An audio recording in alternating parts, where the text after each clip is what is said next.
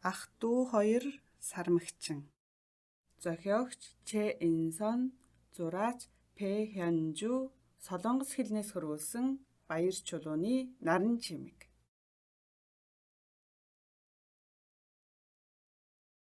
Ах дүү хоёр сармагчин.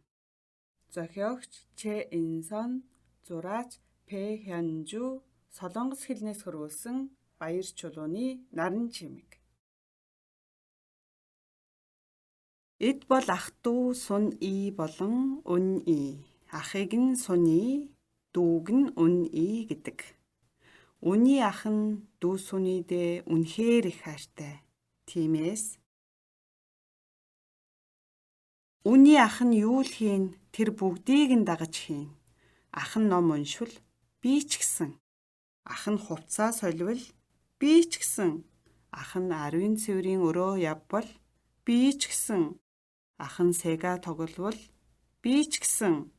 Ах нь шин бүү зөмсвөл ээжээ надад ч гэсэн тэрнээс гэдэг байлаа.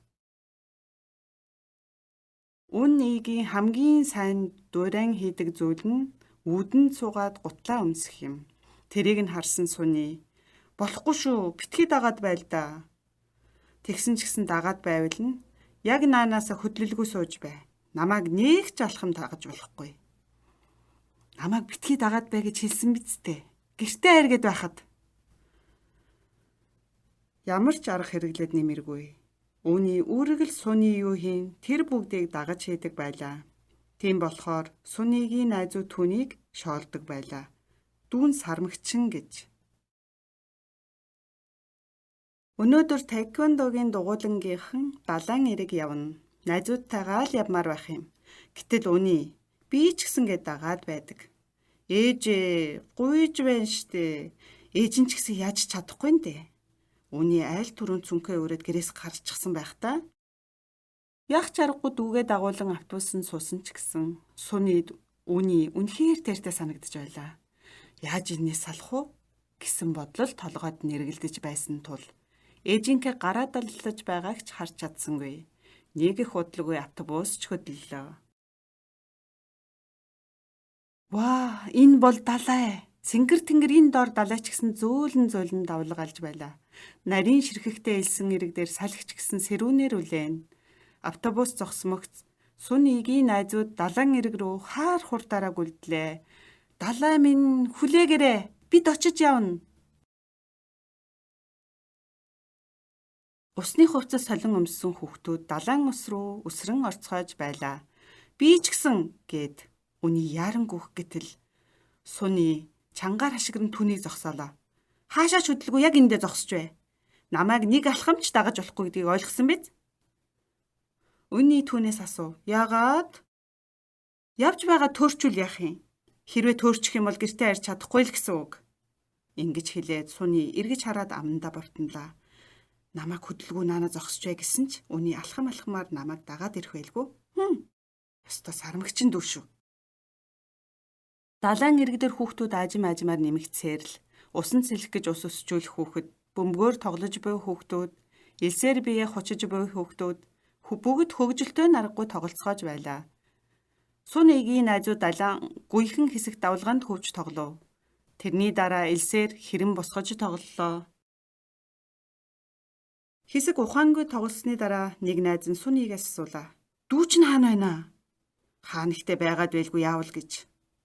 Сүний дүүдээ огт санаан зовсонгүй. Байнга л өөрийг нь дагаж байдаг болохоор тэр нэг газар нүгдаад намайг харж байгаа байлгүй. Үгүй, аль түрүүнээс хойш харагдсангүй штэ.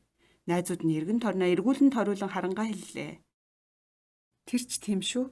Хэрвээ дүүгээ алдчихсан бол яана? Арай үгүй байлгүй дээ. Сүний ингэж хэлээд хи инээж байлаа. Гэвч найзууд нь үнийг хайхаар хідэн тал руу салан явцгаалаа.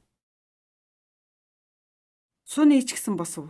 Ёстой нэг хэргийн эзэн шүү. Хараад ээжид бүгдийг нь хэлнэ. Тэгээд хөлөө зөөн ядан алхаж эхэллээ.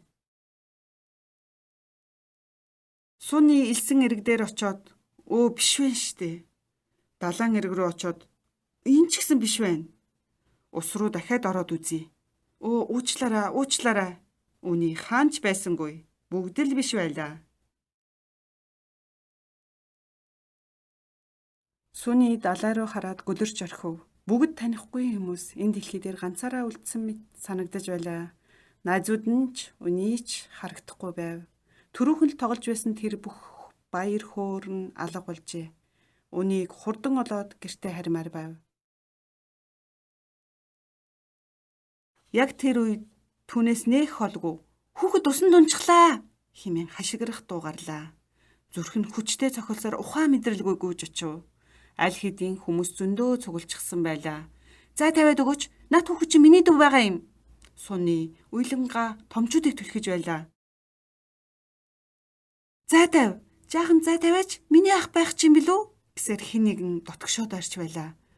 Гайхаад хартал нөгөө нэгнийгээ хайгаад олохгүй байсан ах トゥ хоёр. Сүний дүү үнийг хараад гутаал загнаж гарав. "Чи юм л бол намайг дагдаг байсан мэт дээ. Хаагуур тэгж ганцаараа явдаг байна." Үнийг үүр нь хөрөв. "Та л өөрөө намайг бити даг гэжтэй. Төөрнө гээд. Тэгээд л түрүүн байсан тэр газартаа хаашаач явалгүй зогсоод л байсан штэ." Сүний хэлэх үггүй болоод тайвширч байхад харин үнигийн үүр нь огт гарахгүй байлаа. "Дандаа дагаж байдаг гэд сармагчин гэж шоолдог хэрнээ. Дахиад таныг дагахгүй заа ёо." Ахыгаа орхиод үний ганцаараагүйгээд явчихлаа. Сүний араас нь хашгирна. "Хөөе, хаачих нь вэ? Хамт явах хэрэгтэй гээд ахад." Гэсэн ч үний гүсээр л байлаа. "Ах бол сармагчин, намайг дагдаг. Сармагчин ах, тэнийг сармагчин ах." Сармагчин гэж шойлуулсан чи яах ч арга алга да. Өнөөдөр жинхэнэ бөөн хэрэг мандахшглаа. Сүний үнийг дагаадгүй лээ. Сүнийгийн найзууч гэсэн үнийг дагаадгүй. Тэд нэгэн дугаар дуулж байлаа. "Сүний үний бол сармагчин, ах トゥ хоёр тэнийг сармагчин."